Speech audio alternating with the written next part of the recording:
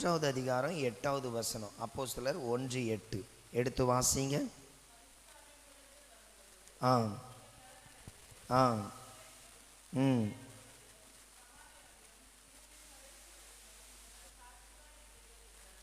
இந்த வசனம் என்ன சொல்லுது அப்படின்னா, நீங்க எனக்கு என்ன பண்ணுவீங்க? சாட்சிகளாக இருப்பீர்கள். இந்த பூமியில வாழ்ற எல்லா நாளும் நீங்க எனக்கு என்ன பண்ணுவீங்க?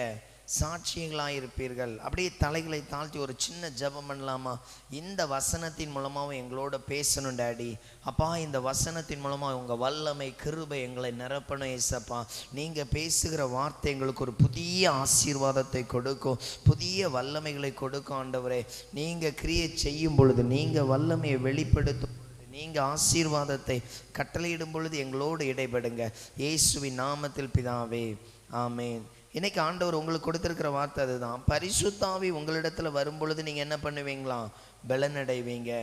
தேவன் ஒரு மனிதருக்கு என்ன கொடுக்கிறாருன்னா பலன் கொடுக்கிறார். இந்த பலன் எதுக்காக கொடுக்கிறார் அப்படின்னா, இது சீசர்களுக்கு கிடைத்தது. ஊழியம் செய்யும்படி இந்த பலன் வெளிப்பட்டது. எது செய்யும்படி?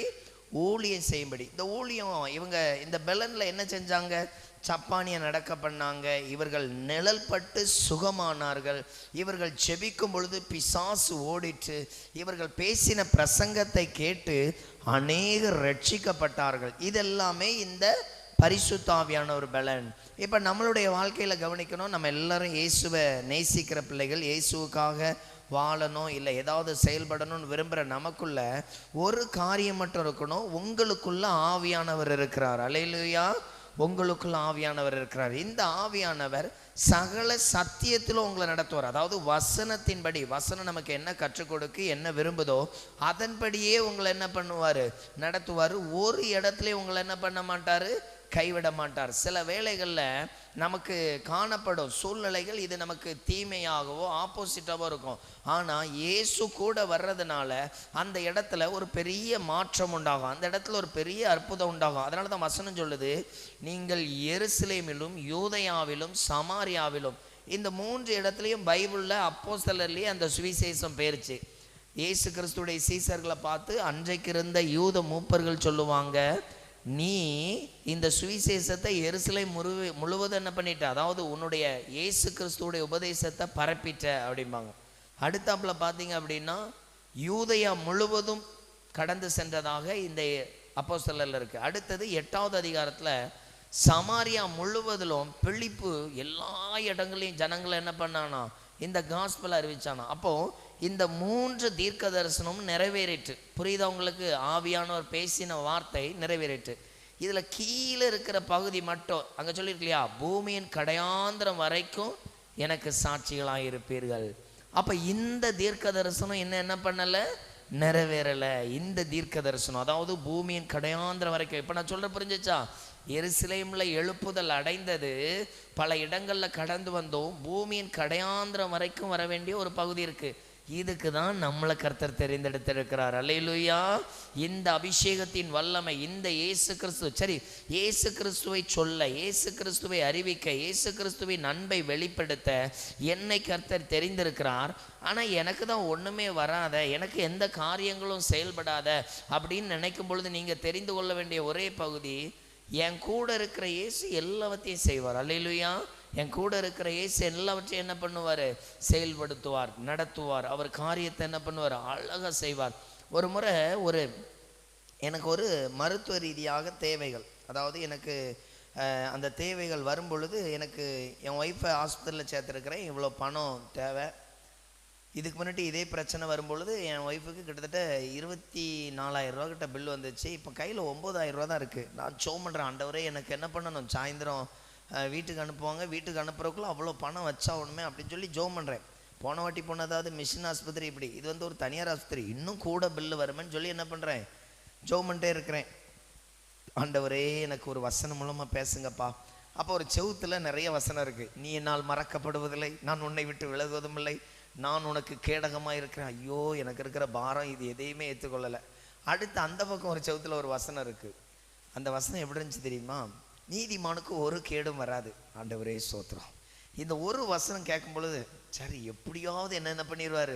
காப்பாற்றிடுவார். 9,000 ரூபா தானே கையில் இருக்குது, போன வாட்டியும் ஆஸ்பத்திரியில் 24,000 ரூபா பில்லு போட்டாங்களே அப்படின்னு சொல்லி மறுபடியும் ஜெபம் ஜெபம் ஜெபம் ஜெபம் ஜெபம். நைட்டு ஒருத்தட்ட ஃபோன் போடுறேன், ஐயா எனக்கு கொஞ்சம் பணம் தேவை இருக்குது. உடனே அவர் சொல்கிறாரு, எவ்வளோ? எனக்கு ஒரு 5,000 ரூபா 6,000 ரூபாய் தேவை. ஏன்னா ஆல்ரெடி அவ்வளோ வச்சுருக்கிறேன், பட் நான் நாளைக்கு உங்களுக்கு ஜொல் ஏதாவது உள்ளே வச்சு என்ன பண்ணுறேன், காலையில் தந்துடுறேன். அப்போது அவர் பழக்கமானவர், அவர் எவ்வளோ எனக்கு போட்டார்னா 10,000 ரூபா போட்டார். நான் 5,000 ரூபா 6,000 ரூபா கேட்டேன். ஊழியத்தில் உள்ளவர் அவர் 10,000 ரூபா போட்டார். சரி, இப்போ 10 19 ஆயிடுச்சு. ஓகே, நான் எங்கள் அண்ணன் வீட்டில் என் பையனை வச்சுட்டு அங்கே இருக்கிறேன். அவனும் சொல்கிறேன், என்கிட்டையும் கொஞ்சம் பணம் இருக்குது, பார்த்துக்கிடலாம் அப்படின்னு. நடந்த சம்பவம் தெரியுமா? பில் வந்தது எனக்கு ஒரு பெரும் அதிர்ச்சி ஆகிட்டு. வெறும் 2,000 ரூபா தான். அல்லேலூயா. வந்த பில் எவ்வளோ வந்துச்சு? வெறும் 2,000 ரூபா தான். எனக்கு ஒன்றுமே ஓடாது, ஊர் புறம் கடன் வாங்கி வச்சுருக்கேன், 2,000 ரூபா தான் பில் வந்துருக்கா. நான் கேட்குறேன், எவ்வளோ ஆச்சு? அது அந்த பில்லுக்கு ஒரு 900 ரூபா போட்டவன், இதுக்கு ஒரு 800 ரூபா ஆச்சு.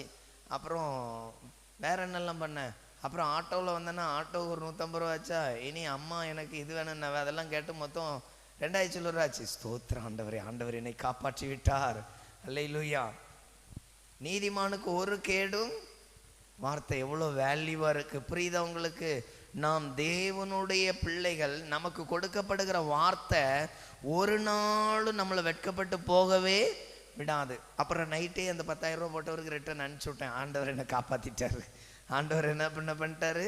காப்பாற்றிட்டாரு. அப்போ இந்த இடத்துல சூழ்நிலை சொல்லப்பட்டிருக்கு. எதற்கு இந்த தேவன் உங்களை அவர் சாட்சியாய் நிறுத்தணும், அந்த பலனை தரணும்னா அநேகருக்கு நீங்கள் என்னவா மாறணும்? ஒரு ஆசீர்வாதமாய் மாறணும். அதான் சொல்கிறேன். இப்போ ஒரு ஆள் காய்ச்சலில் இருக்கிறாங்க, உங்கள் வீட்டு பக்கத்துலையோ உங்கள் தெருக்கல்லையோ, அந்த நபருக்கு நீங்கள் ஏறெடுக்கிற ஜெபம் ஒரு அற்புதத்தை செய்யும். பக்கத்து தெருவில், அதாவது உங்கள் தெருவில் 2 பேருக்கு குழந்தை இல்லை, நீங்கள் டெய்லி மன்றாடுகிற மன்றாட்டு அந்த சகோதரிக்கு என்ன உண்டாக்கும்? ஆண்டவர் ஒரு குழந்தை ஆசீர்வாதத்தை கொடுப்பாரு.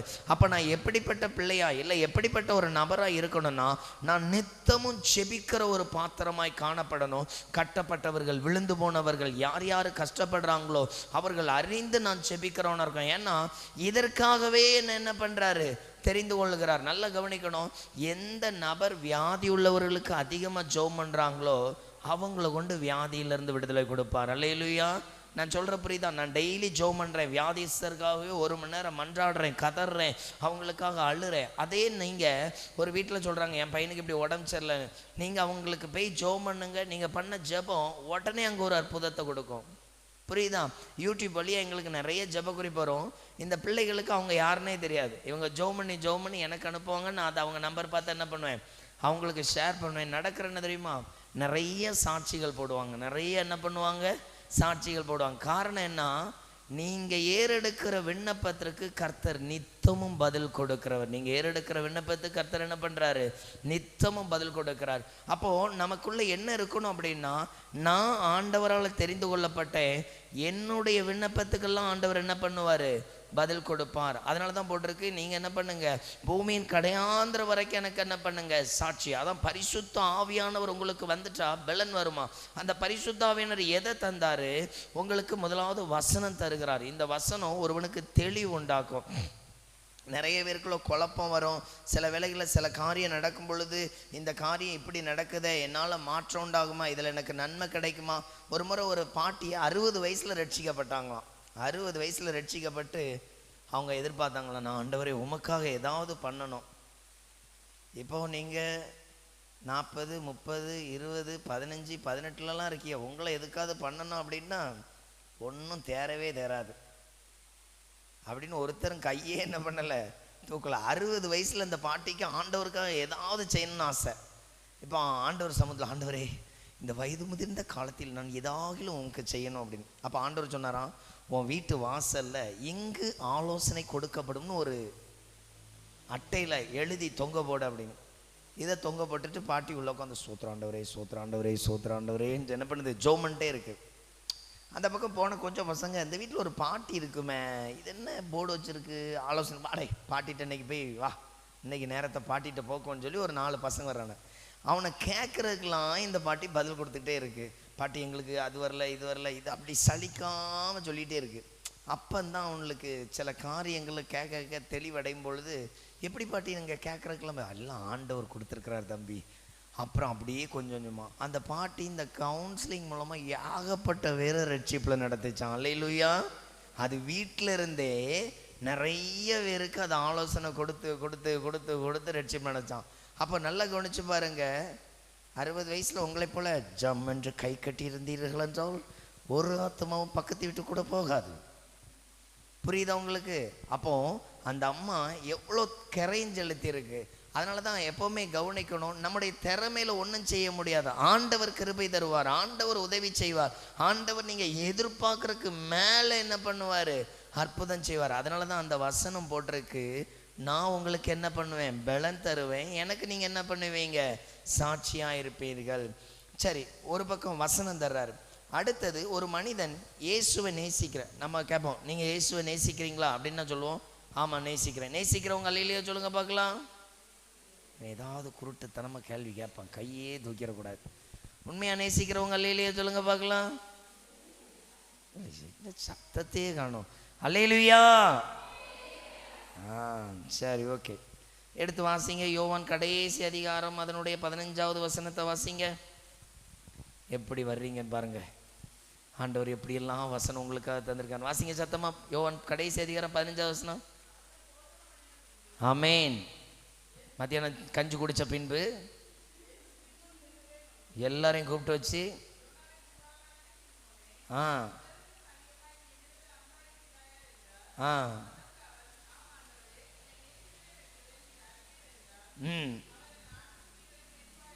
நானும் இதைத்தானே சொன்னேன். ஆண்டவர் அப்படித்தானே இன்னைக்கு சொன்னார். கஞ்சி குடிச்சு முடிச்சிட்டீங்களா? ஆமாம். எல்லாரும் ஏசப்பாவை நேசிக்கிறீங்களா? ஆமாம். அப்போ நாட்டுக்குட்டிகளை மேய்ப்பாயாக. இப்போ எத்தனை பேருக்கு இந்த வசனம் புரிஞ்சிருக்கு? அல்லேலூயா சொல்லுங்க பார்க்கலாம். இப்போ ஆண்டவரை நேசிக்கிறதுனாலே நீங்கள் என்ன செய்யணுமா? ஊழியம் செய்யணும். ஆண்டவரை நேசிக்கிறதால என்ன பண்ணணும்? ஆண்டவரை நேசிக்கிறோம் அப்படின்னு சொல்லிட்டு சர்ச்சுக்கு மட்டும் வந்துட்டு போனால் அதுக்கு பேர் நடிப்பு. அதுக்கு பேர் என்னது? நடிப்பு. பைபிளில் கனி உள்ளவர்கள் பரலோகத்து போவார்கள். யார் பரலோகத்து போவா? சோத்ராண்டவரே, காது கேட்கலன்னு நினைக்க. கனி உள்ளவர்கள் எங்கே போவாங்க? பரலோகத்துக்கு. இப்போ உங்க எல்லாருக்கும் பரலோகத்துக்கு ஒரு டூர் போட்டிருக்கோம். எங்கே போட்டிருக்கோம்? பரலோகத்துக்கு ஒரு டூர். இப்போ பரலோகத்துக்கு அப்படின்னா பேரடைஸ், அதாவது ஆபிரகாம் ஒரு இடத்துல இருந்தார் இல்லையா, அதுக்கு பேர் பரதேசி. அந்த பேரடைஸ்க்குள்ள எல்லாருக்கும் டூர் போட்டிருக்கோம். நீங்கள் காலையில் போய் இறங்கின உடனே உங்கள் அவ்வளோ பேருக்கும் ஒரு பெரிய ரெஸ்டாரண்ட்டில் சாப்பாடு. அந்த ரெஸ்டாரண்ட்டுக்கு பேர் பேழைன்னு ஒரு ரெஸ்டாரண்ட்டு. அங்கே இவ்வளோ நீள ஒரு தாடி வச்சுட்டு ஒருத்தர் இருக்கிறார், அவருக்கு பேர் நோவா. அப்போ அங்கே சாப்பிட்டெல்லாம் முடித்த உடனே வாசல்லேருந்து ஒரு சத்திரம் கேட்குது, சாப்பிட்டவங்களாம் சீக்கிரம் வாங்க அப்படின்னு. கூட்டத்தில் பாஸ்டர் முழிக்காரு, 5 பைசா இல்லை, யார்கிட்ட காசு கொடுக்குறதுன்னு தெரியலையே, நம்ம ஒரு பணம் அங்கே செல்லுமான்னு கூட தெரியலையே அப்படின்னு. உடனே வெளியே இருந்து பவுல் சொல்கிறாரு, உங்களுக்கெல்லாம் ஆண்டவர் பணம் கட்டிட்டாரு, இங்கே காசுலாம் கிடையாது, வாங்க அப்படின்னு. இப்போ நேர போய் உள்ள உட்காந்தாச்சு. தொடக்க ஜெபம் யாக்கோபு பண்ணுறாரு. அங்கே ஒரு பெரிய கான்ஃபரன்ஸ் ப்ரேயர் நடக்குது. தொடக்க ஜெபம் யாக்கோபு பண்ணார். பாடல் ஆராதனையை தாவீது பண்ணார். அப்படியே நன்றி உரையை யோவான் எடுத்து பேசினார். அடுத்தது பார்த்தீங்க அப்படின்னா சாட்சி பகுதிகள். பேதுரு ஒரு மைக்கை கொடுத்துட்டு, சாட்சி சொல்லுகிறவர்கள் இப்பொழுது வந்து சாட்சி சொல்லலாம் அப்படின்னு. முதல்ல ஒரு சின்ன பிள்ளை வந்திருக்கு. அந்த பிள்ளை சொல்லுது, நான் நாகமான் என்கிற ஒரு படைத்தளபதி வீட்டில் வேலை பார்த்தேன், உண்மையாக இருந்தேன். அந்த படைத்தளபதிக்கு ஒய்ஃப்கிட்ட போய் சொன்னேன், இன்னாரை வந்து இன்னார் இடத்துக்கு அனுப்புங்க, அனுப்பிட்டீங்கன்னா அவர் குஷ்ரோகம் நீங்கிரும்னு சொன்னேன். அந்த அம்மா அப்படியே செஞ்சு அவர் ஆண்டவருடைய நாமத்தை ஏற்றுக்கொண்டார் அப்படின்னு சொன்னோன்னே அவங்களுக்கு கிளாப்லாம் பண்ணி ஒரு கிரீடெல்லாம் வச்சு அப்படியே பரலோகத்துக்கு ஒரு ரதத்தில் கூட்டு போயிட்டாங்க. அடுத்தது இன்னொரு சின்ன பிள்ளை தென்கொரியாவிலேருந்து வந்திருந்து. அந்த பிள்ளை சொல்லிச்சு, நான் ஸ்கூலுக்கு போகும்பொழுது ஒருத்தர் வியாதியாக சீக்கில் அப்படியே கிடந்தார், ஒரு ஒல்லியாக. அவருக்கு நான் டெய்லி வசனத்தெல்லாம் சொன்னேன், 2 வாட்டி அடியெல்லாம் கொடுத்து விட்டார். மறுபடியும் போய் என்ன பண்ணேன், அவருக்கு வசனம் சொன்னேன். அவருக்கு பேர் தான் பால் ஏங்கிச்சோ.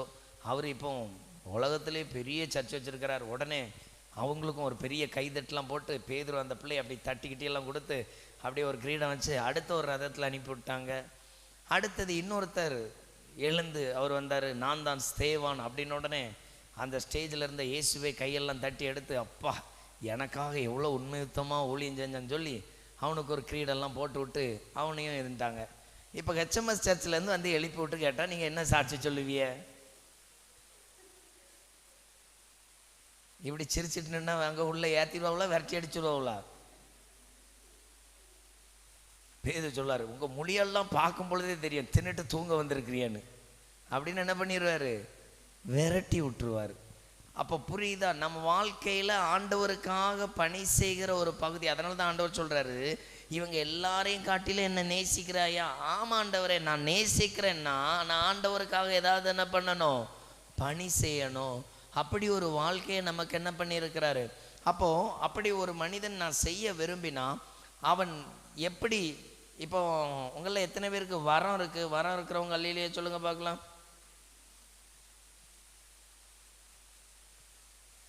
சரி, உங்களுக்குள்ள வரம் இருக்கா இல்லையான்னு கேட்டால் கையை தூக்கலை இல்லையா? வரம் இருக்குன்னு பைபிள் சொல்லுது பாருங்க. நான் தாளந்தை குறித்து கேள்வி கேட்ட உடனே அப்படியே கிபு கிபு கிபுன்னு முழிச்சு இல்லை. இங்கே பாருங்க, 1 கொரிந்தியர் 12வது அதிகாரம் 11வது வசனத்தை வாசிங்க. 1 கொரிந்தியர் 12:11. இங்கே உங்கள் எல்லாருக்குள்ளேயும் வரம் கொடுத்து வச்சிருக்கான்.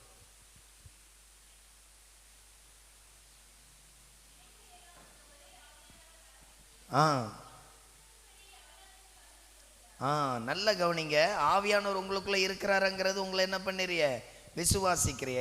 இந்த ஆவியானவர் மேல இருக்கிற 9 வரத்தையும் இவைகள் எல்லாம் அந்த ஒரே ஆவியானவர் என்ன பண்றான்? தமது சித்தத்தின்படி அவனவனுக்கு பகிர்ந்து கொடுத்திருக்கிறாரு.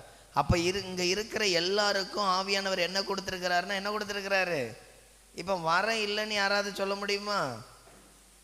புரியுதா? உங்களுக்குள்ள என்ன இருக்குது? வரம் இருக்குது. ஒரு ஸ்கூல் டீச்சர் 30 பசங்க 30 கேரக்டரில் இருப்பாங்க. அதில் சில பசங்களுக்கு ஞாபகம் இருக்கும், சில பசங்களுக்கு படிக்கிறது ஞாபகம் இருக்காது. சில பசங்களுடைய ஹேண்ட் ரைட்டிங் எப்படி இருக்கும்? அப்படியே வானவில் போல் போகும்.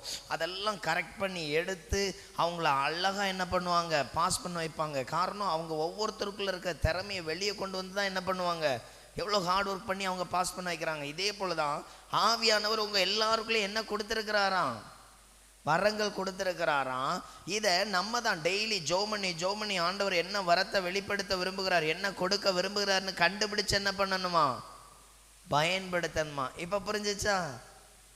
இப்போ வரம் இருக்குங்கிறவங்க நம்புறவங்க, எனக்குள்ள வரம் ஆண்டவர் வச்சிருக்கிறாரு, அவங்க ஒரு அல்லையிலேயே சொல்லுங்க. உங்களுக்குள்ள என்ன வச்சிருக்கிறாரு? ஆவியானவர் ஒரு நேர்த்தியான வரங்களை என்ன பண்ணியிருக்கிறாரு? கொடுத்திருக்கிறார். இந்த வரங்களை உங்கள் மூலமா என்ன பண்ணுவாரு? பயன்படுத்துவார். அப்போ இந்த வரங்களை எனக்குள்ள தந்துட்டாரு. இதை நான் பயன்படுத்தணும், இல்லை நான் இதை செயல்படுத்தணும். இதுக்கு நான் என்ன முயற்சி செய்யலாம், என்ன மாதிரி செயல்பட்டா என்னுடைய வரங்கள் கிரியேட் செய்யும். இதை குறித்து வேதாகமத்தில் நமக்கு என்ன சொல்லப்பட்டிருக்கு பாருங்க. ஒரு மனிதனுக்கு என்ன மாதிரி குணங்கள் இருக்கணும்? 1 கொரிந்தியர் 14வது அதிகாரம் 1வது வசனத்தை வாசிங்க.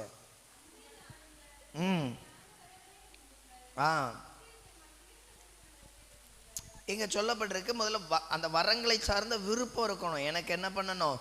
ஆண்டவர் வரங்கள் தரணும், வரங்கள் மேல வாஞ்ச இருக்கணும். நல்லா கவனிக்கணும். ஒரு மணி நேரம் ஜெபம் பண்றோம்னா 1/2 மணி நேரம் எதுக்காக ஜெபம் பண்ணுங்க? நல்ல ஆவிக்குரிய பலனுக்காக ஜெபம் பண்ணுங்க. நீண்ட நேரம் ஜெபம் பண்றதுக்காக ஜெபம் பண்ணுங்க. நல்ல பரிசுத்த சிந்தைக்காக ஜெபம் பண்ணுங்க. நிறைய பைபிள் வசனம் வாசிக்கிறதுக்காக ஜெபம் பண்ணுங்க. உண்மையிலே ஒரு மனிதனுடைய நல்ல ஆசீர்வாதம் எங்க இருக்கு அப்படின்னா, ஸ்பிரிச்சுவல் வாழ்க்கை. அவன் சரியாய் தேவனுக்கு கீழ்ப்படிஞ்சு நடக்கும் பொழுது அவனுடைய காரியங்கள் எல்லாம் எப்படி தான் இருக்கும்? ஆசீர்வாதமாக இருக்கும். அப்போ ஒரு மனிதன் அது வாஞ்சிக்கல, அதுக்கு மேலே விருப்பம் இல்லைன்னா அவனுக்கு என்ன நடக்காது? ஒன்றுமே இருக்காது. ஒரு முறை ஒரு பையன் ஆடு மேய்த்து கொண்டிருந்தான். அவன் ஆடு மேய்க்கிற வேலையை விட்டுட்டு மற்ற நேரம் பூரா என்ன பண்ணுவான்? தன்னுடைய நண்பரோடு ஸ்கூலுக்கு போவான். இவனுக்கு சரியாக படிப்பறாதனால இவன் ஸ்கூலை பாதிக்கு மேலே போகலை. அவனுடைய நண்பன் ஒரு நாள் அந்த நாட்டுக்கு ராஜாவை மாறிட்டான். அந்த நாட்டுக்கு யாராவது மாறிட்டான்? ராஜாவை மாறிட்டான். இவன் மனைவிட்ட சொன்னானா, என் ஃப்ரெண்டு தான் நம்ம தேசத்தில் ராஜா. ஒய்ஃப் சொன்னாலாம், ஏதாவது ஒளராதியம் அமைதியாரும், என் ஃப்ரெண்டு தான் இந்த தேசத்துக்கு என்னது ராஜா அப்படின்னு. சரி, உடனே நாளைக்கே ஃப்ரெண்டுகிட்ட போய் அமைச்சர் பதவி கேட்டு வாங்கிட்டு வாரோன்னு சொல்லி அனுப்பி விட்டுட்டான். இவனுக்கு தான் கொஞ்சம் அறிவே கிடையாத. இவன் நேர போனான். வாசலில் இருக்கிறவன்ட்ட கேட்டான், ராஜா ஃப்ரெண்டு வந்திருக்கேன்னு சொல்லுங்க அப்படின்னு. வாசலில் இருக்க பலார்னு விட்டுட்டு, நீ எங்கள் ஊரில் ஆடு மேய்க்கிற வந்தேன்னா ஒன்றும் தெரியாதா, நீ ராஜாவுக்கு ஃப்ரெண்டா அப்படின்னு சொல்லி விரட்டி விட்டுட்டான். அப்படியே வீட்டுக்கு போனால் என்ன ஆகும்? பொண்டாட்டி விரட்டி விட்டுருவாளன்னு சொல்லி காத்தே இருந்தான். ராஜா ரதத்தில் அப்படியே சடன்னு வந்தார். இவன் ராஜா பேரை சொல்லி கை தூக்கி காட்டினான். உடனே கண்டுபிடிச்சான், ராஜா நம்ம ஆளு தான் அப்படின்னு. அவனை ரதத்தில் ஏறி வீட்டுக்கு கூட்டு போய், ராஜா தன்னுடைய பிள்ளைகளெல்லாம், இதான் என் மூத்த பையன், இதான் என் 2வது பொண்ணு, அப்படி இப்படின்லாம் பேசி அவனுக்கு அரண்மனையில் மான வாரிய விருந்தெல்லாம் கொடுத்து இவனை என்ன பண்ணுறான்? மறுபடி அனுப்புகிறான். சாப்பாடெல்லாம் வீட்டுக்கு நிறைய பலகாரம்லாம் கொடுத்து அனுப்புகிறான். அடுத்த ஒரு வாரம் கழித்து வர்றான். ஏன்னா எதுக்கு வந்தான் ஏற்கனவே? மந்திரி பதவிக்கு. இப்போ கேட்குறான் எனக்கு மந்திரி பதவி தான் அப்படின்னு. சரி ஒரு மாதம் கழிச்சு வா அப்படின்னு இப்படி சொல்லி அவனை ரொம்ப நாள் கழிச்சு கடைசியில் உனக்கு ஒரு வேலை தரேன், அதை முடிச்சுட்டு உனக்கு மந்திரி பதவி. என்ன வேலை? கடற்கரையில் ஒரு நாளைக்கு எத்தனை அலை வருதுன்னு என்ன பண்ணு, எழுதி எடுத்துட்டு வா அப்படின்னு. இவனை என்ன பண்ணியாச்சு, கடற்கரையில் உட்காந்து எழுதிட்டே இருக்கிறான். சாயந்தரம் சம்பளம் உண்டு. மனைவி கேட்டால் கடற்கரைக்கு எப்படி போறிய? நடந்து தான். நீங்கள் ராஜாவுக்கு ஃப்ரெண்டு, நீங்கள் ஏதாவது ஒரு ரதத்தில் போகக்கூடாதா அப்படின்னு. உடனே இவன் வீட்டிலேருந்து கடற்கரைக்கு ரதத்தில் ரோடே போட்டு கொடுத்தாச்சு. இப்போ ரதத்தில் போயிட்டு வர்றாரு. ஒய்ஃப் கேட்டா, நீங்கள் அங்கே வெயிலியாக இருக்கிறீங்க? ஆமாம், ராஜா அவ்வளோ பெரிய அரண்மனை கட்டி இருக்கிறாரு, கடற்கரையில் ஒரு அரண்மனை கட்டக்கூடாதா? மறுபடியும் மந்திரிகிட்ட ஃபோன் போட்டு மந்திரிகிட்ட பேசிட்டு எனக்கு ஒரு அரண்மனை எங்கே கேட்டுங்க? கடற்கரையில் கேட்டியாச்சு. இப்போ இவனுக்கு செலவு பண்ணி அரசாங்கத்தில் இருக்க கஜானெல்லாம் குறைஞ்சிச்சு. அரசாங்கத்தில் இருக்க என்ன குறைஞ்சிட்டு? அப்போ இதெல்லாம் இவன் என்ன பேரை வச்சு வாங்கினா? நான் ராஜாவுக்கு ஃப்ரெண்டு. ராஜாவுக்கு என்னது? ஃப்ரெண்டு. நீங்கள் யாருக்கு ஃப்ரெண்டு? ஏசப்பாவுக்கு நீங்கள் யாரு ஃப்ரெண்டுன்னு இருக்கா பைபிளில்? பைபிளில் ஏசப்பாவுக்கு நீங்கள் ஃப்ரெண்டுன்னு இருக்கு, சிநேகிதன் இருக்கு. யோவான் 15வது அதிகாரத்தில் இருக்கு. அவங்களே அந்த மாதிரிலாம் வாங்கினாங்கன்னா நம்ம ஏசப்பா கிட்ட எவ்வளோ வாங்கலாம், எவ்வளோ ஆசீர்வாதத்தை வாங்கலாம், எவ்வளோ வரங்களை வாங்கலாம், எவ்வளோ வல்லமைகளை வாங்கலாம். அதனால தான் நீங்கள் விரும்பினால் அதை சுதந்திரிப்பீர்கள். நீங்கள் வேணுங்கிறத கேட்கும் பொழுது ஆண்டவர் உங்களுக்கு என்ன பண்ணுவார்? அதை ஆசீர்வாதம் தருவார். அதனால தான் நம்முடைய மன்றாட்டு, நம்முடைய ஜெபங்கள், நம்முடைய முன்னேற்றங்கள் இயேசுவுக்கு பிரியமா. அதனால தான் நான் மறுபடியும் சொல்கிறேன், இயேசுடைய பிரியமாய் நடக்கிற ஒரு மனிதனுக்கு சகலமும் நன்மைக்கு எதுவாக இருக்கும். சகலமும் எப்படி தான் இருக்கும்? நன்மைக்கு எதுவாய். காரணம், அவன் நல்லா ஜெபம் பண்ணி பழகிருப்பான். அவன் ஒரு பிரச்சனையை ஈஸியாக ஜெயிப்பான். அவன் விரும்புகிற காரியத்தில் என்ன பண்ணுவான்? அவன் காரியங்கள் எல்லாம் ஆண்டவர் வாய்க்க என்ன பண்ணுவார்? உதவி செய்வார். நல்லா கவனிச்சு பாருங்க. அப்ப இந்த வசனம் சொல்லுது, நீ முதல்ல என்ன பண்ணு? அன்பை நாடுங்கள். அன்பு என்பது எதை குறிக்கிறது என்றால் இயேசு கிறிஸ்துவை குறிக்கிறது. ஒரு மனிதன் இயேசுவுக்கு பிரியமா நடக்கும் பொழுது இயேசு கிறிஸ்துனுடைய, அதனால தான் பைபிளில் பார்த்தீங்கன்னா இயேசுடைய சுபாவத்தை போல வேற யார்கிட்டையும் இருக்காது. நீங்க படிச்சிருக்கீங்களா? பைபிளில் 4 புத்தகங்கள் இயேசுடைய புத்தகங்கள் இருக்கு. அதுக்கு என்ன சொல்லுவோம்? நற்செய்தி நூல்கள். மத்தேயுல இயேசு எப்படி போட்டிருக்கோம் தெரியுமா? தன்னை ராஜாவை போட்டிருக்கோம். மார்க்கில் தன்னை ஒரு மனுஷனாக காண்பிச்சிருப்பார். லூக்காவில் தன்னை குமாரனாக காண்பிச்சிருப்பார். சொல்லியிருக்கு தெரியுமா? இவர் என் நேச குமாரன். அவர் எப்படி கொடுத்துருப்பாரு? அவருக்கு குமாரனாக கொடுத்துருப்பாரு. அப்படியே நீங்கள் யோவானில் வந்தீங்கன்னா தன்னை கடவுளாக காண்பிச்சிருப்பார். எப்படி தெரியுமா? ஆண்டவரும் போதகருமாகிய நானே உன் கால்களை கழுவினால் நீ என்ன பண்ணு? அதை செய். புரியுதா உங்களுக்கு? இந்த 4 நற்செய்தி நூல்லையும் இயேசுவை 4 விதமாக என்ன பண்ணியிருப்பாங்க? எழுதியிருப்பாங்க. அப்போ நல்ல கவனிங்க. அன்பு என்பது இயேசுவை என்ன பண்ணுறது? நம்ம இன்னும் அதிகமாக பின்பற்றுகிறது. இயேசு யாரையும் சபிக்க மாட்டார். இயேசு யாரையும் என்ன பண்ண மாட்டார்? இழிவாக பேச மாட்டார். இயேசு யாரையும் தள்ள மாட்டார். ஒரு சகோதரியை பிடிச்சு வச்சு அவள் பாவத்தில் செஞ்சான்னு என்ன பண்ண போகிறாங்க? கல்லால் எரிஞ்சு கொல்லணும். இதுதான் மோசையுடைய நியாயப்பிரமாணம். ரைட்? உங்களுக்கு அப்படி ஒரு சட்டம் இருக்குதா? ஓகே, நான் அதை என்ன பண்ணுறேன்? வரவே இருக்கிறேன். வந்த யாருக்குமே என்ன தோணலை தெரியுமா? இவா இப்படி ஒரு பாவம் செஞ்சிட்டால, இவளை காப்பாற்றணுமே, இவளுக்கு இப்படியெல்லாம் அந்த இறக்க குணமே காணப்படலை. இன்னைக்கு இவளை எப்படியெல்லாம் கல்லால் அடிச்சு கொள்ளணுங்கிற பிளான் மட்டும்தான் என்ன இருந்திருந்தா. ஆனால் ஏசு என்ன பண்ணார் தெரியுமா? யாரெல்லாம் அவளை பாவின்னு சொன்னாங்களோ அவங்க அவ்வளோ வேறோ நான் பாவி என்று தலைகுனிந்து அந்த இடத்த விட்டு என்ன பண்ணாங்க?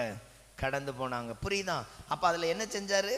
முதல்ல மரண தண்டனையை மாற்றினார். புரியுதா உங்களுக்கு? இயேசு ஒரு ஆளை பார்த்து அவனுடைய தண்டனையை மாற்றினார். அடுத்தது அவளை எளிவாய் பேசினவர்கள் தலைகுனிந்து போனார்கள். அவர் சொன்னார், நானும் ஒன்று என்ன பண்ணலை? நியாயம் தீர்க்கலை. இயேசுனுடைய அந்த குணாதிசயம், இயேசுடைய பேச்சு அவ்வளோ மென்மையாக இருக்கும். இயேசுடைய பார்வை ஒரு மனிதன் அப்படியே பாவத்திலேருந்து வெளியே கொண்டு வந்துடும். இயேசுடைய ஒரு பார்வை அந்த வியாதி உள்ளவனுக்கு விடுதலை கிடைச்சிருங்கிற நம்பிக்கை வந்துடும். அப்பேற்பட்டவர் தான் அன்பை நாடுங்கள். இயேசு கிறிஸ்துவ ஒருத்தன் தேட தேட தேட அவன் வாழ்க்கையில் அவ்வளோ மாற்றம் வருங்க, அவ்வளோ ஆசீர்வாதம் வரும். அதனால தான் பைபிளில் பாருங்க ஒரு வசனம் சொல்லியிருக்கோம், நீங்கள் எகிப்து தேசத்திலிருந்து புறப்பட்ட நாளில் நடந்தது போலவே உங்களை என்ன பண்ணுவேன்? அதிசயங்களை காண பண்ணுவேன். அந்த எகிப்திலிருந்து அந்த மக்கள் எதுக்காக கானானுக்கு வந்தாங்க சொல்லுங்க பார்க்கலாம். அரை கிளாஸ் பிள்ளைகள் எல்லாம் கூட்ட வச்சுட்டு, மக்களே இது என்ன தெரியுதா அப்படின்னா, சோத்ராண்டவரே என்ன சொல்ல, லைட்டை சொல்லையா, சிலுவையை சொல்லையா, இல்லை பின்னால் இருக்க செவரை சொல்லவான்னு அப்படியே யோசிச்சுட்டே இருக்கும். இஸ்ரவேல் ஜனங்கள் எகிப்திலேருந்து கானானுக்கு எதுக்கு வந்தாங்க?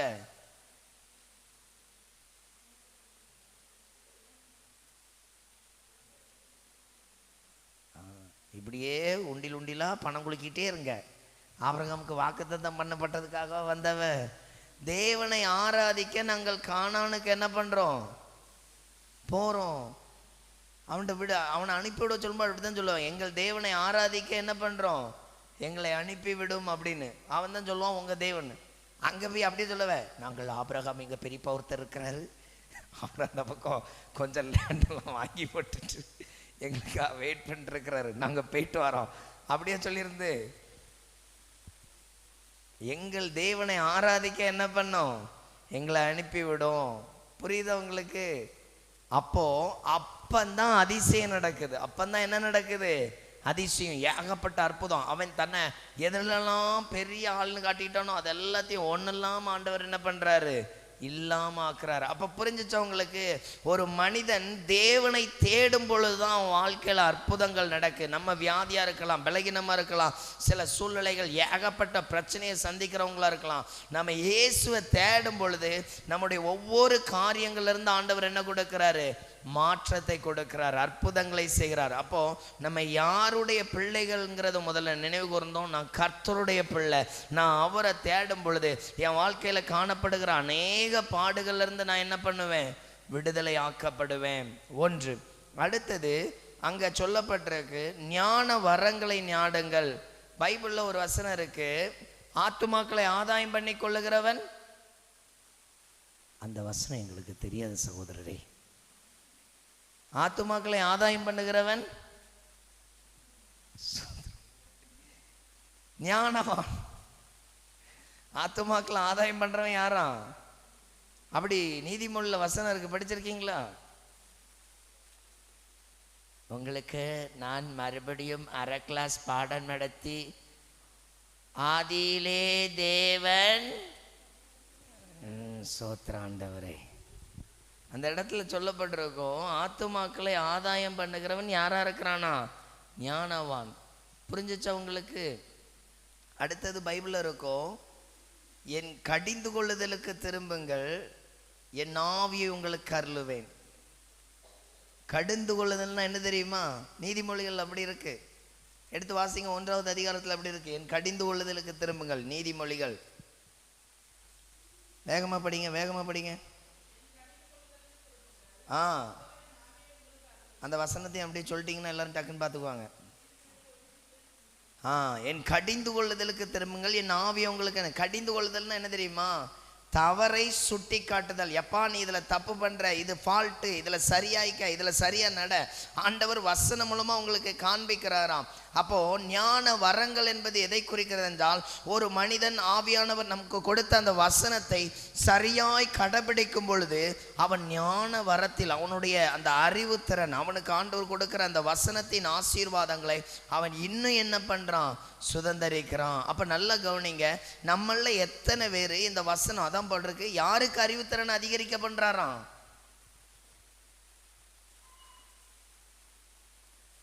அடிக்கடி எல்லாரும் ஃபீஸர் ஆயிடுறீல, சோத்ராண்டவரே. ஆத்துமாக்களை ஆதாயம் பண்றவன என்ன பண்றாராம்?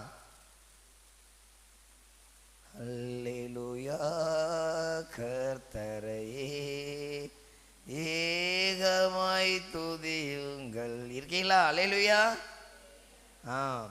ஆத்துமாக்களை ஆதாயம் பண்றவன அவர் என்ன பண்றாராம்? ஞானவானா மாத்துறாராம். அப்ப நல்லா கவனிக்கணும், நம்ம வாழ்க்கையிலையும் அப்படிதாங்க.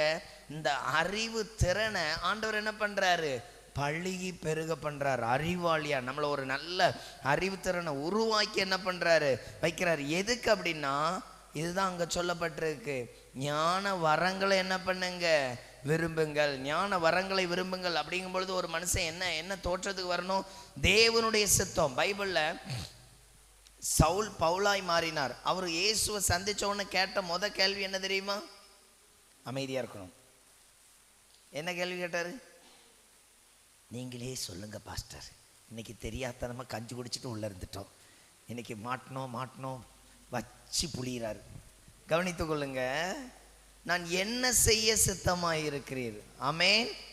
அந்த வார்த்தை என்ன உண்டு பண்ணி தெரியுமா? ஆண்டவர் சொல்றார், நீ போ, இந்த இடத்துல இரு, உனக்கு அங்க என்ன பண்ணப்படும். அப்போ இவர்தான் மெய்யான மேசியா என்று அறிந்த பிறகு அவர் விருப்பமே என்னது? இயேசுடைய சித்தம். அப்போ ஞான வரங்கள் ஒரு மனிதனுக்கு மிக அவசியம். அடுத்தது, தீர்க்க தரிசன வரத்தை என்ன பண்ணுங்க? விரும்புங்கள். பைபிள்ல ஒரு வசனம் இருக்கும், இருதயத்தில் சுத்தமுள்ளவன் பாக்கியவன், அவன் தேவனை அப்ப நல்ல கவனிங்க. ஒரு மனிதனுக்கு தீர்க்க தரிசன வரம்ங்கிறது ஒரு மனிதனை இன்னும் பரிசுத்தப்படுத்துகிற, தேவனுக்கு பிரியமா கீழ்ப்படிதல், ஒழுங்கும் கிரமமான வாழ்க்கை, அதை ஒரு மனிதன் சரியா கடைபிடிக்கும் பொழுது அவனுக்குள்ள அந்த வெளிப்பாடு வரங்கள் இல்லை, ஆண்டவரை பார்க்கக்கூடிய வாய்ப்பு, ஆண்டவருடைய சத்தத்தை கேட்கக்கூடிய வாய்ப்பு, அந்த வெளிப்பாடு வரங்கள்ல அவன் என்ன பண்ணப்படுகிறான்? நிரப்பப்படுகிறான். நல்லா கவனிக்கணும். எனக்கு முதல்ல நிறைய வெளிப்பாடு வரும். இங்கேருந்து ஜோம் பண்ணிருப்பேன், எங்கேயோ இருக்கிற போல இருக்கும். கண்ணை திறந்தா மறுபடியும் சர்ச்சுக்குள்ளே தான் இருப்பேன். மறுபடியும் சோத்திராண்டவரே கண்ணை மூடினா எங்கேயோ இருக்கிற போல இருக்கும். மறுபடியும் கண்ணை திறந்தா ஒரு ஊழியக்கார்ட்ட போய் கேட்டேன். அவர் ஒரு வயசானவர். அவர் தன்னுடைய கர்ச்சிப்பை எடுத்துட்டு, சோத்திராண்டவரே, எனக்கு வயசானதுனால ஒன்றும் ஞாபகம் இருக்கிறதில்ல தம்பி, அதனால் அதை பற்றி எதுவும் தெரியாது அப்படின்ட்டாரு. இன்னொரு ஊழியக்கார்ட்ட போய் கேட்டேன், நான் கண்ணை மூடுனா சர்ச்சுக்குள்ளே இருக்கும் பொழுது எங்கேயோ போகிற மாதிரி தெரியுது ஐயா அப்படின்னு. அவர் சிம்பிளாக, தம்பி இது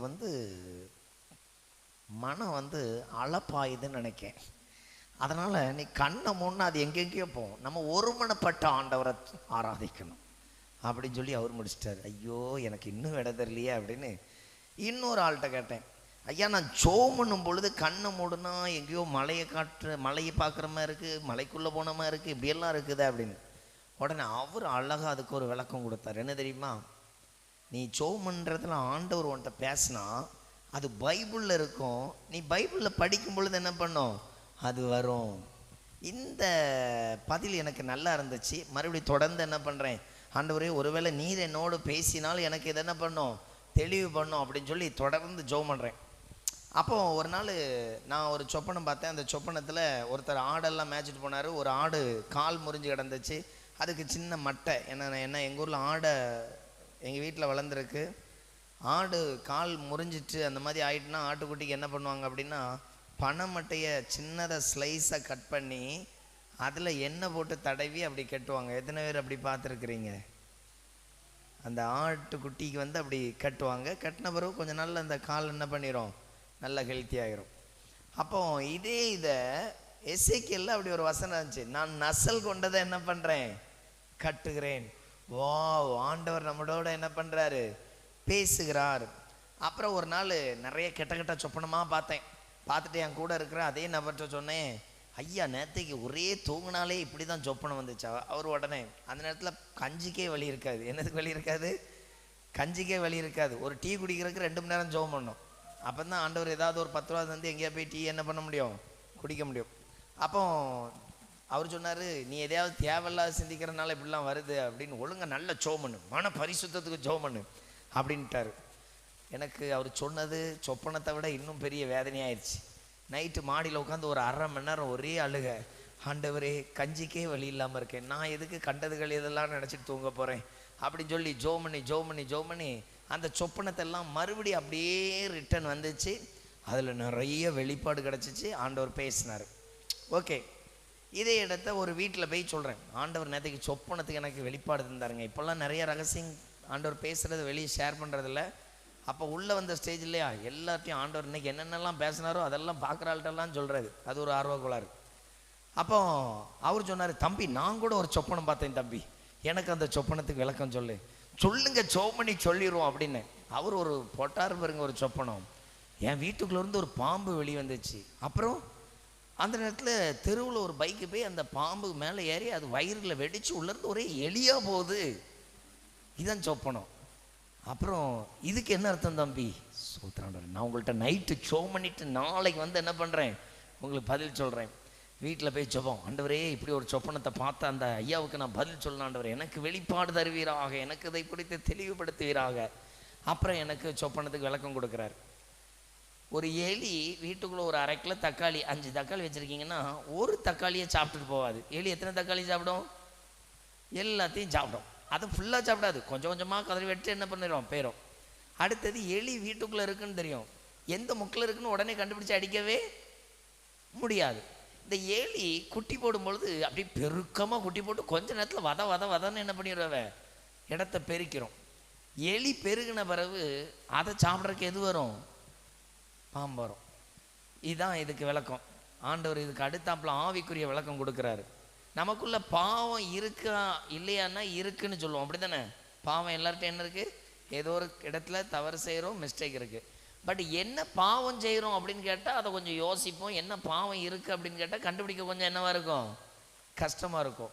இதே போல தான் ஆண்டவர் சொன்னார், அந்த வீட்டுக்குள்ளே இன்னும் கொஞ்சம் பாவம் இருக்குது. இந்த பாவம் எப்போவுமே என்ன பண்ணணும், கடகடன்னு பெருசாகுமா.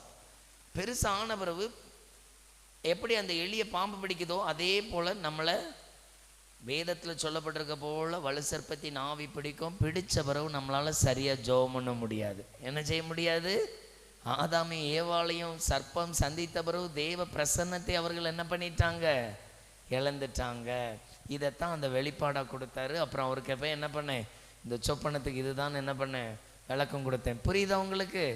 அப்போது ஒரு சின்ன சின்ன குறைகள் உள்ள வர வர வர அது வளர்ந்துக்கிட்டே இருக்கும். அது வளர வளர வளர வளர நாம் தேவ கிருபைகளை என்ன பண்ணுவோம், இழந்துக்கிட்டே இருப்போம். அதனால தான் அவங்களுக்கு சிலருக்கு ஜெபம் பண்ண முடியல அப்படின்னு நீங்கள் நினைக்கிறீங்களா? என்னால் வீட்டில் ஜெபம் பண்ண முடியலன்னு சொல்கிறீங்களா? உங்ககிட்ட ஏதோ ஒரு பாவம் இருக்குது. பாவம் இருக்கிறவனால மட்டும்தான் என்ன பண்ண, நம்ம சில வேலைகளில் சிலர் கூடும், வாங்க எங்கள் வீட்டில் 1 மணி நேரம் கூடி ஜெபம் பண்ணோம் அப்படின்னு. அவங்களுக்கு வேலையே இருக்காது. ஆனால் என்ன சொல்லுவாங்க தெரியுமா, எனக்கு இன்னைக்கு எதுவும் வேலைக்கு போகல, இல்லை வீட்டில் தான் இருக்கிறேன், இருந்தாலும் இந்த வாரம் வேண்டாம், அடுத்த வாரத்தில் கூப்பிடுங்க வாரேன் அப்படிம்பாங்க. அது காரணம் என்ன தெரியுமா? அவர்களுடைய இருதயம் என்ன ஆக்கப்படலை, சரி செய்யப்படலை. இருதயம் சரி செய்யப்பட்டால் அவர்களால் ஐக்கியம் கொள்ள முடியும். புரியுதா உங்களுக்கு? ஒரு மனிதனுக்குள்ள பரிசுத்தத்தை நாடவும் பரிசுத்தத்தின் அழைப்பு இருக்கிறவன் தான் இப்படியெல்லாம் கூடி காத்திருக்க முடியும். இல்லைன்னா என்ன பண்ண முடியாது, ஒரு நாளை இப்படி செலவு பண்ணவே முடியாது. அப்போ எனக்கு அந்த வெளிப்பாடுக்குரிய விளக்கம் கிடைத்ததே அந்த சமயம்தான். அதுக்கப்புறம் தான் நிறைய பேர் சொப்பனம் பார்த்தா என்ன பண்ணுவேன், ஜெபம் பண்ணி சொல்லுவேன். சில இடத்துக்கு காண்பிக்கும் பொழுது ஆண்டவர் சில வெளிப்பாடு கொடுத்தாலே அதை விளக்கம் கற்றுக்கொள்வேன். ஒரு முறை ஒரு சிஎஸ்ஐ சர்ச்சில் மெசேஜ் போயிருக்கேன். ஆண்டவர்கிட்ட ஜெபம் பண்ணுறேன், ஆண்டவரே என்ன இந்த சர்ச்சுக்கு சொல்லணும் அப்படின்னு. அப்போ ஆண்டவர் நிறையா கடலை செடி இருக்கு இல்லையா, வேர்க்கடலை, அந்த செடியை பிடிங்கி காமிச்சாரு, இதுதான் மக்களுடைய மனநிலை அப்படின்னு. அப்போது இதுக்கு ஏதாவது அர்த்தம் வச்சுருப்பாரு அப்படின்னு சொல்லி அடுத்தது ஜெபம் பண்ணுறேன். கடலை செடியில் எலி தோட்டத்துக்குள்ளே இறங்கி வேட்டையாடும். நீங்கள் பார்த்தீங்கன்னா அந்த உள்ளே இருக்கிற வேர்க்கடலையில் இருக்க கடலையெல்லாம் தின்றோம், ஆனால் செடி பட்டு போகாது. பார்த்துருக்கீங்களா? அது அடியிலோடு இருக்கிற எல்லா கடலையும் என்ன பண்ணிடும், தின்றோம். செடி மேலே அழகாகத்தான் இருக்கும். நீங்கள் அந்த பிடுங்கும் பொழுது பார்த்தீங்கன்னா உள்ளே என்ன இருக்காது, ஒன்றுமே இருக்காது. ஆண்டவர் அதே போல் சொன்னார், இந்த சர்ச்சில் இருக்கிறவங்களாம் அப்படி முக்காடெலாம் போட்டு பயங்கரமாக இருப்பாங்க. அப்படியே மெசேஜ் எல்லாம் கேட்டுட்டு ஆமென் இயேசுவே இறக்கிருவீராக அப்படி எல்லாம் ஜெபம் பண்ணுவாங்க. வீட்டுக்கு போனால் பக்கத்து வீட்டுக்காரங்களோட கூட நல்ல ஐக்கியம் இருக்காது. இப்போ புரிஞ்சிச்சா? பக்தியாக இருக்கிறது போல இருக்கும், பிடிங்கி பார்த்தா உள்ள ஒன்றுமே என்ன பண்ணாது. புரிஞ்சிச்சா இந்த விளக்கம்? அந்த கடலை செடியை காமிச்சு சொன்னார், இதை பிடுங்கினா என்ன இருக்காது, ஒன்றும் தேரவே செய்யாது. இதுட்ட வெளி தோற்றத்தில் எப்படி இருக்கும், அந்த கூட்டத்துக்கு வர்றது என்ன, கொயரில் வந்து உட்கார்ந்துருக்கிறது என்ன, அப்போது சோத்திரம் அப்படியே எழுந்திருப்போம். மாகன்ன உடனே அந்த ஒரே போல் எழுந்திருந்து அந்த பாட்டை பாடி கீழே உட்கார்ற வரைக்கும் அந்த மைக்கை கீழே விடாமல் சோத்திரம் சோத்திரம் சோத்திரம். வீட்டுக்கு போனோடனே ரிமோட் எடுத்துட்டான், ஆண்டவரே கிருபை செய்கிறாங்க, அந்த சேனலை போடு, இதில் ஒரு ப்ரோக்ராமும் நல்லா இல்லை. அப்புறம் சில வீட்டில் ஃபோன், அவள் 1/2 மணி நேரம் 6 மணி வரைக்கும் அவளுக்கு, அதுக்கப்புறம் எனக்கு 1/2 மணி நேரம், இப்படி போட்டு செல்ஃபோன் யூஸ் பண்ணுறது யாராவது இருக்குல்ல? எங்கள் வீட்டிலலாம் அந்த இதுக்கு கஷ்டமே விடுறதில்ல. எங்களுக்கெல்லாம் தனித்தனியாகவே என்ன பண்ணிட்டாங்க, வாங்கி தந்துட்டாங்க. எப்படி வாங்கி தந்துட்டாங்க, தனித்தனியாகவே என்ன பண்ணிட்டாங்க. அப்போ புரிஞ்சிச்சா? நம்மளை பிடுங்கி பார்த்தா என்ன இருக்காது, ஒன்றுமே இருக்காது. பிரச்சனை வந்தால் தான் நான் யாருன்னு என்ன பண்ணோம் தெரியும். அப்போது தேவனுக்குள்ளே இருக்கிற ஒரு பாத்திரம் எப்படி இருக்கணும்னா பரிசுத்தமாக இருக்கணும். அதனால தான் தீர்க்க தரிசனம் இல்லை, தேவனை யார் இருதயத்தில் சுத்தம் உள்ளவன் தான் யாரை தரிசிப்பானா? தேவனை. புரிஞ்சிச்சா? அப்போ அன்பை நாடுங்கள்ங்கிறது ஆண்டவரோடு இருக்கிற அந்த ஃபெல்லோஷிப்பின் உறவு. ஞான வரங்கள்ங்கிறது ஒரு மனிதன் ஆண்டவருக்காக செயல்படுறது. அடுத்தது அங்கே சொல்லப்பட்டிருக்கிற அந்த வார்த்தையை கவனிக்கணும். ஒரு மனிதன் தீர்க்க தரிசன வரங்களை விரும்பணும் அப்படின்னா இன்னும் சுத்திகரிப்புக்கு அவன் என்ன பண்ணுவான்? ஆயத்தப்படுவான். அதனால தான் ஆண்டவர் விரும்புறது போல ஒரு வாழ்க்கையை என்ன பண்ணணும்? ஒவ்வொரு நாளும் கடைபிடிக்கணும். அப்போ கவனிச்சு பாருங்க, இது டிசம்பர் ஆயிடுச்சு இல்லையா? ஜனவரிலேருந்து தொடங்கலாம். ஜனவரிலேருந்து நானும் ஆண்டவருக்காக இப்படி டியூஷன் இதெல்லாம் நடத்துவேன். அவங்க இப்போ ஒரு அல்லையா சொல்லுங்க பார்க்கலாம். எங்களை என்னென்ன போனாலும் உன்னால் திருத்த முடியாதுடா, திருத்தவே முடியாது. அப்படி திருத்திருந்தா இந்த ஏரியா முழுவதும் எங்கள் சர்ச்சாக தான் இருந்திருக்கும். நீ தப்பான இடத்துக்கு வந்து அட்ரஸ் தேடிக்கிட்டு இருக்கிற. சொல்றது புரிஞ்சிச்சா? நம்மளால் அதாவது தேவனுக்கு பிரியமாக நடக்கணும்னு ஏதாவது ஒன்று செய்ய நினச்சா நம்மளை கர்த்தர் என்ன பண்ணுவார்? பயன்படுத்துவார், உருவாக்குவார். நம்மளை கொண்டு ஏதாவது ஒரு காரியத்தில் நேர்த்தியாக என்ன பண்ணுவார்? சில வேளைகள் நமக்கு தெரியாது. நம்ம அதான் நான் சொன்னேன் இல்லையா, நம்ம வந்து திறமை இல்லாதவர்கள் போல காணப்படுவோம். ஆண்டவர் பல இடங்களில் நம்மளை எப்படி வச்சிருப்பாரு? திறமை உள்ளவர்களா, ஞானவான்களா, பல காரியங்களில் நம்மளை செயல்படுத்த அவர் என்ன பண்ணுவார்? உதவி செய்வார். அதனால தான் எப்போவுமே கவனிங்க, ஆண்டவர் நம்மக்கிட்ட விரும்புகிற காரியம் என்னது? எப்போதுமே. அதனால தான் ஆண்டவர் உங்களுக்கு இன்னைக்கு என்ன வசனம் சொல்லியிருக்காரு? பூமியின் கடையாந்திர வரையில எனக்கு என்ன பண்ணுங்க? பூமியின் கடையாந்திர வரைக்கும் எனக்கு என்ன வாருங்க? சாட்சிகளாயிருங்கள். ஏன் பைபிளில் ஆண்டவர் சிறு பிள்ளைகளை போல் ஆகாவிட்டால் நீங்கள் பரலோக ராஜ்யத்தில் பிரவேசிப்பதில்லை? இப்போ இதே இது ஒரு சண்டே கிளாஸ் ஊழியத்தில் போய் உட்காந்துட்டு ஏசு நல்லவர்னு சொல்லுங்கன்னா எப்படி சொல்லியிருப்பவ? இந்த இடம் அதிர்ற அளவுக்கு சொல்லியிருப்பவளோ சொல்லியிருக்க மாட்டாவளா? கஞ்சிக்கு அடுத்த வாட்டி ஏதாவது சிக்கன் பொரிச்சு கொடுங்க, தெம்பு இல்லாமல் இருக்காது. சின்ன பிள்ளைகள் எப்படி சொல்லியிருப்பாங்க? இடம் அதிர்ற அளவுக்கு ஏசு நல்லவன்னு சொல்லியிருப்பா. இப்போ நீங்கள் கேட்ட எனக்கு சாட்சிகளாக இருப்பேன்னு 4 பேர் தான் வாய் திறக்கிறவர். நான் சாட்சியாகவே இல்லைன்னு அவருக்கே தெரியும். என்ன அந்த பக்கம் கூப்பிடவே செய்யாதீங்க, சரியா? அதனால் ஆண்டவருக்கு பிரியமாக உங்களை ஆயத்தப்படுத்துங்க. கர்த்தர் உங்களை நிறைய காரியங்களை என்ன பண்ணுவார்? பயன்படுத்துவார். நமக்கு நேரம் நெருங்கிருச்சு, சரியா? அதனால் இப்போ ஒரு 10 நிமிஷம் என்ன பண்ண போகிறோம்? தொடர்ந்து நம்மளை ஒப்பு கொடுத்து ஜெபம் பண்ண போகிறோம். பார்த்தீங்களா, 12 மணி நேரம் முடிய போகுது. இன்னும் அரை மணி நேரம் தான் இருக்குது, சரியா? நான் உங்களுக்கு எங்கள் பார்ட்டியை வர சொன்னேன். கார் எந்த பக்கம் போய் எந்த பக்கம் வரதோ தெரியல. காலையில் வரும்பொழுதே அது வடக்கையும் தெற்கையும் போய் பூந்தெடுத்து என்னென்னையோ வந்து சேர்ந்துட்டோம். அதனால் இப்போ கொஞ்சத்தில் என்ன பண்ணிடும்? வந்துடும். ஜெபம் பண்ணுவோமா? அப்படியே எல்லாரும் எழுந்திருக்கலாம். ஆண்டவர் நம்மளோடு இடைப்படுவார். இன்னைக்கு மெய்யாகவே உங்களோட நிறைய காரியங்களில் வெளிப்பட்டிருக்கிறார், இடைப்பட்டிருக்கிறார். இந்த வார்த்தையின் மூலமாகவும் வல்லமையாய் உங்களோடு இடைப்படுவார். ஆண்டவர் இன்னைக்கு கொடுத்த வார்த்தையை கவனித்து கொள்ளுங்க. இயேசு இன்னைக்கு கொடுத்திருக்கிற வார்த்தை ஒரு முக்கியமான காரியம். ஆண்டவர் இன்னைக்கு உங்களை ஏதோ ஒரு காரியத்துக்கு உருவாக்கி பயன்படுத்த, ஆண்டவருடைய சித்தம் செய்ய பயன்படுத்த, அவர் உங்களை ஆயத்தப்படுத்த வல்லமை உள்ளவராய் இருக்கிறார். எல்லாரும் அப்படியே கண்களை மூடி, ஆண்டவரே உமக்கு ஸ்தோத்திரம். இன்னைக்கு நாம் கேட்ட இந்த வசனத்தை கவனித்து கொள்ளுங்க. பரிசுத்தாவி உங்களிடத்துல வரும்பொழுது நீங்கள் பலனடைந்து சாட்சிகளாய் இருப்பீங்க. இன்னும் பூமியின் கடையாந்திர வரைக்கும் ஆண்டவருடைய நாம மகிமைப்பட உங்களை சாட்சிகளாய் வைப்பார்.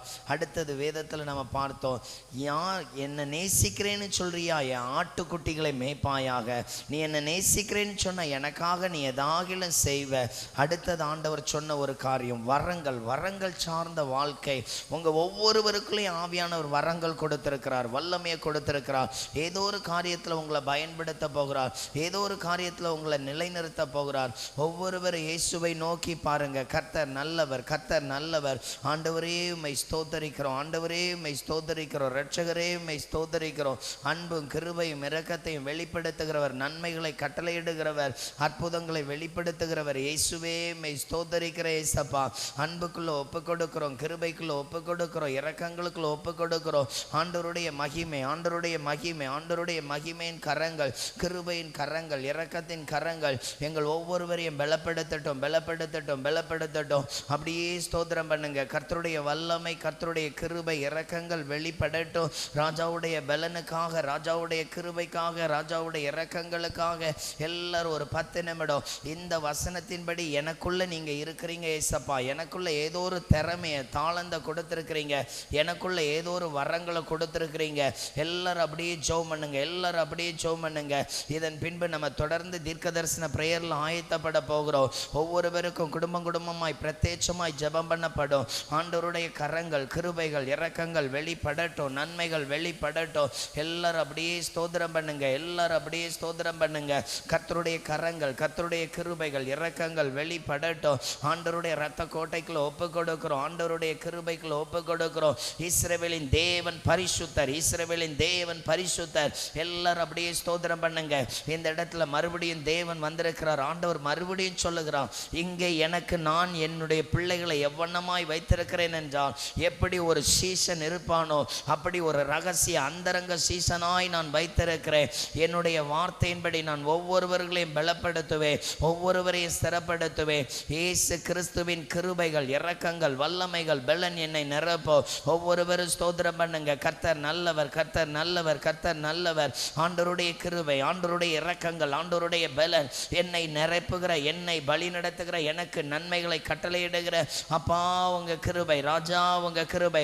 எல்லாரும் இந்த 10 நிமிடம் ஜெபம் பண்ணி நம்ம தனி ஜெபத்துக்குள்ள கடந்து போக போறோம். குடும்பம் குடும்பமாய் உங்களை குறித்திருக்கிற வார்த்தைகளை சொல்லி ஜெபம் பண்ணுகிறதற்கு கடந்து போக போகிறோம். இயேசுவின் கரங்கள், இயேசுவின் கிருபைகள், இரக்கங்கள், ஆண்டவரே உங்க வல்லமை வெளிப்படட்டும். எல்லாரும் அப்படியே ஸ்தோத்திரம் பண்ணுங்க, ஸ்தோத்திரம் பண்ணுங்க. ஆவியானவர் 2 காரியத்தை காண்பிக்கிறார்.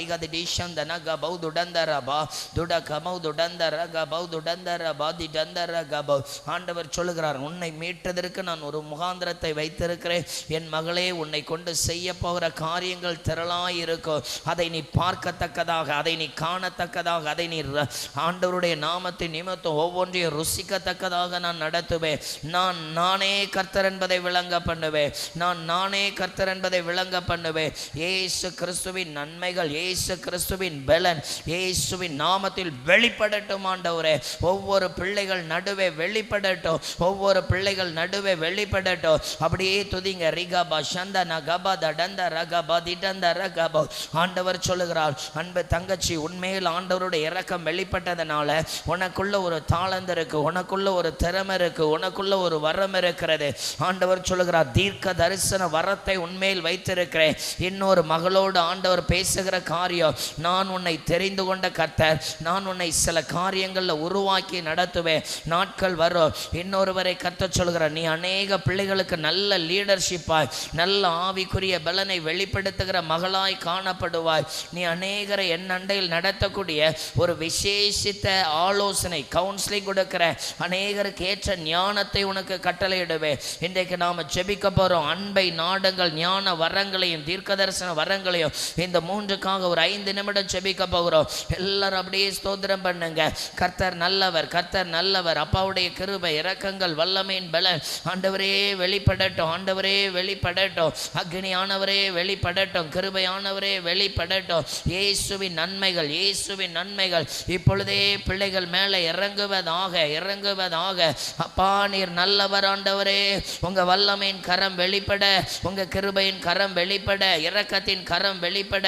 எல்லா பிள்ளைகளையும் ஆசீர்வதிங்க, எல்லா பிள்ளைகளுக்கும் நன்மையை கட்டளையிடுங்க, எல்லா பிள்ளைகளையும் பலப்படுத்துங்க. இஸ்ரவேலின் ராஜாவுடைய கரங்கள் இறங்கட்டும், இறங்கட்டும், இறங்கட்டும்.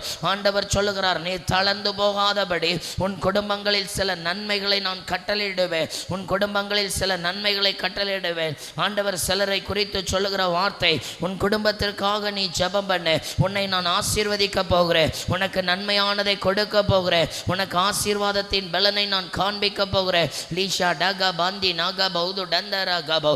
ஆண்டவருடைய ரத்தத்தின் வல்லமை உங்க பிள்ளைகளை தொடட்டும். இதில் இருக்கிற ஒரு சகோதரிக்கு சொல்லுகிறார், இதுவரையிலும் நீ பட்ட அவமானங்கள் போதும், இனி நான் உன்னை பலப்படுத்தி நடத்துவேன், இனி உன்னை நான் பலப்படுத்தி நடத்துவேன். என் நன்மைகளை உன் நடுவே நான் காண பண்ணத்தக்கதாக நான் உன்னை ஆசீர்வதிக்க செய்கிற கர்த்தர். லீரா ஷகபௌ துடந்தர கபௌ துடந்தர பௌ. உன் நடுவே ஒரு தேவ தூதர் கடந்து வந்திருக்கிறார். உனக்கு முன்பாக ஒரு ஏணிகள் வைக்கப்பட்டிருக்கிறத பார்க்கிறேன். கர்த்தர் சொல்லுகிறார், நீ ஏல் பெத்தேலாய் விளங்கத்தக்கதாக இருப்பதாக. உன் ஜெபங்கள் இனி பற்றி எரிகிறதாயிருக்கும். உன் ஜெபங்கள் இனி பற்றி எரிகிறதாயிருக்கும். நீ அநேகருக்கு வெளிச்சமாய் காணப்படுவாய். நீ மலை மேலிருக்க பட்டணம் மறைந்திருக்க மாட்டாது. எழும்பு சீயோனே எழும்பு. நீ நெருக்கப்பட்ட வேதனைப்பட்ட காலங்கள் போதும். நீ எழுந்திருக்கிற காலங்களாய் மாற்றுவே. நீ ஆசீர்வதிக்கப்பட்ட காலங்களாய் மாற்றுவே. அப்பாவுடைய கிருபை இரக்கங்கள் பிள்ளைகள் எல்லாரையும் பலப்படுத்த ஒப்பு கொடுக்கிறோம். அப்பா ஆசீர்வதிக்க ஒப்பு கொடுக்கிறோம். தேவ கிருபைகள் அளவில்லாதபடி ஊற்றப்படட்டும் ஆண்டவரே. உங்கள் இரத்தத்துக்குள்ள ஒப்பு கொடுக்கிறோம். உங்கள் கிருபைக்குள்ள ஒப்பு கொடுக்கிறோம். அப்படியே வலது கரங்களை உயர்த்துங்க. ஆண்டவரை நோக்கி பாருங்க. என்னுடைய விருப்பம் அல்ல, உம் சித்தம் நிறைவேறட்டும். இந்த கூட்டம் தொடக்கத்திலிருந்து முடிவறிந்து ஆண்டவருடைய கிருபையினால் நடக்குது. அதனால தான் இவ்வளோ நேர்த்தியாய் நடக்குது. உண்மையிலே ஊழியக்காரராகிய எங்களால் அல்ல, இந்த திட்டத்தை ஒழுங்கு பண்ணினவரால் அல்ல, இதை தொடக்கத்திலிருந்து முடிவறித்து நடத்துகிற சர்வ வல்லமையாரால் நடக்கிறது. அந்த மகிமையான ஆவியானவர் நடக்கிறது. அவருக்கே துதியும் கனமும் மகிமையும் ஒப்பு கொடுக்கிறோம். அவரே ஆசீர்வாதத்தின் கர்த்தர், அவரே கிருபையின் கர்த்தர், அவரே இரக்கங்களின் கர்த்தர். அவருக்கே எல்லா மகிமையும் உண்டாகட்டும். உங்களை இவ்வளவு நேரம் நடத்தின அந்த அன்புக்கு ஸ்தோத்திரம் பண்ணுங்க, கிருபைக்கு ஸ்தோத்திரம் பண்ணுங்க, இரக்கங்களுக்கு ஸ்தோத்திரம் பண்ணுங்க. சிலர் வெளிப்பாடு பார்க்க ஆவியானவரை இன்னும் அறிந்து கொள்ள அப்படியே ஒரு 2 நிமிடம் ஜெபம் பண்ணுங்க. இந்த இடத்துல வித்தியாசமா நிறைய குதிரைகளுடைய சத்தத்தை கேட்கிறேன், குதிரைகளுடைய சத்தத்தை கேட்கிறேன். அது ஒரு நெருப்பை போல கடந்து போகிறது. அங்கே ஒரு பெரிய எரிமலை வெடிச்சா எப்படி வெளிச்சம் எழும்புமோ அப்படிப்பட்ட வெளிச்சம் எழும்புகிறது. உன் நடுவே ஒரு எழுப்புதல், உன் நடுவே ஒரு எழுப்புதல். இது உன் சபையிலிருந்து நான் வெளிப்படுத்துவேன். பிள்ளையே கேள், நான் கர்த்தர், நான் கர்த்தர், இது உன் நடுவில் நான் வெளிப்படுத்துவேன் என்று சொல்லுகிறார். இருதயத்தின் ஆழத்திலிருந்து கரங்களை தட்டி நன்றி செலுத்துங்க. ஆண்டவரே, எங்கள் திருச்சபையில் தேவ மகிமை கடந்து வந்ததற்காக இந்த 12 மணி நேரமும் உம்முடைய வல்லமை பலமாய் வெளிப்பட்டதற்கு நன்றி செலுத்துகிறோம். ஆண்டவரே, லீரா ஷகந்த நக பௌதுடந்த ரக பாதி டந்த ரக பௌ. இயேசுவின் கிருபைக்காக ஸ்தோத்திரம் ஆண்டவரே, இயேசுவின் கிருபைக்காக ஸ்தோத்திரம் ஆண்டவரே. உங்க இரத்தத்துக்குள்ள ஒப்பு கொடுக்கிறோம் அப்பா, கிருபைக்குள்ள ஒப்பு கொடுக்கிறோம். வலது கரங்களை ஒப்பு கொடுங்க ஆண்டவர். இனி எல்லாவற்றையும் அவருடைய சித்தத்தின்படி நடத்தட்டும். என்னை குறித்திருக்கிற சித்தம் நிறைவேறட்டும். சின்னஞ்சிறு வயதில் என்னை குறித்து விட்டார், தூரம் போயேனும் கண்டு கொண்டார். வயதில் என்னை குறித்து விட்டார், தூரம் போயேனும் கண்டு கொண்டார். தமது ஜீவனை எனக்கும் அளித்து ஜீவன் பெற்று கொள் என்றுரைத்தான். தமது ஜீவனை எனக்கும் அளித்து ஜீவன் பெற்று கொள் என்றுரைத்தார். ஆனந்தமே பரமானந்தமே, ஏது மாபெரும் பாக்கியமே. இந்த பாதலத்தில் சொந்தக்காரவர் எந்த உள்ளத்தில் சொந்தமானார். ஆமீன். கர்த்தாவே, உம்முடைய கரங்கள் இதில் இருக்கிற எல்லா பிள்ளைகளையும் ஒப்பு கொடுக்குறோம். தொடக்கத்திலிருந்து முடிவு வரை இந்த மாதிரி வெளிப்பட்டீர் ஆண்டவரே. அடுத்தது தொடர்ந்து குடும்ப ஜெபங்களையும் கர்த்தர் ஆசீர்வதிங்க. இவ்வளோ நேரம் கிருபை செய்தீர். பிரயாணங்கள் ஒவ்வொன்றிலும் உங்கள் கிருபை வெளிப்பட்டதற்காய் ஸ்தோத்திரம். தரை மட்டும் எங்கள் ஒவ்வொருவரையும் தாழ்த்துகிறோம். அப்பிரயோஜனமான வேலைக்காரன், கடமை மாத்திரம் செய்திருக்கிறேன். எல்லா துதி கன மகிமை எங்கள் பரலோக இயேசு கிறிஸ்துவுக்கே செலுத்துகிறோம். இயேசு கிறிஸ்துவின் நாமத்தில் ஜெபிக்கிறோம் பிதாவே. ஆமென்.